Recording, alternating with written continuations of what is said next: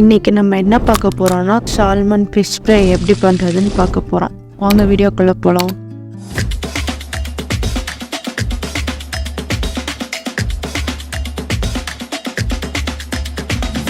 Hi friends, welcomes to Bonnie's cooking. 1 kg salmon மீன் எடுத்திருக்கேன். 2 table spoon cornflour மாவு, 2 spoon அரிசி மாவு, 1 டீஸ்பூன் இஞ்சி பூண்டு பேஸ்ட்டு, 1 ஸ்பூன் மிளகாத்தூள், 1 ஸ்பூன் மீன் வறுவல் மசாலா,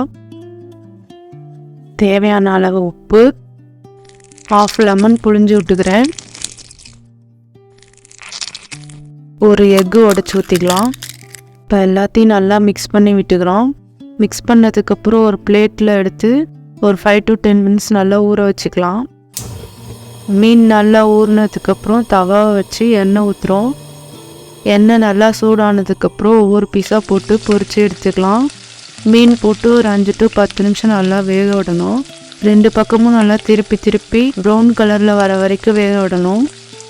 மீன் உடம்புக்கு ரொம்பவே நல்லது. பெரியவங்களுக்கும் குழந்தைங்களுக்கும் மீன் கொடுத்தா கண்ணுக்கு ரொம்பவே நல்லது. இப்போ மீன் நல்லா வெந்துருச்சு, எடுத்துடலாம்.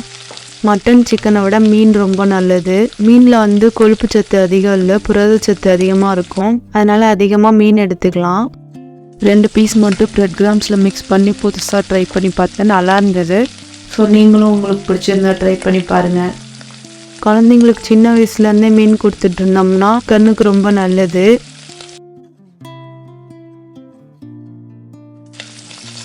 சூடான சுவையான சால்மன் ஃபிஷ் ஃப்ரை ரெடி. பொரிச்சு சாப்பிட்றத விட குழம்பு வச்சு சாப்பிட்டா ரொம்ப நல்லது. அதனால் முடிஞ்ச வரைக்கும் எண்ணெயில் பொரிக்காமல் குழம்பு வச்சு சாப்பிடுங்க. இந்த வீடியோ உங்களுக்கு பிடிச்சிருந்தா லைக் பண்ணுங்கள், ஷேர் பண்ணுங்கள், சப்ஸ்கிரைப் பண்ணுங்கள். மறக்காமல் பெல் ஐக்கானை கிளிக் பண்ணுங்கள். Thank you friends.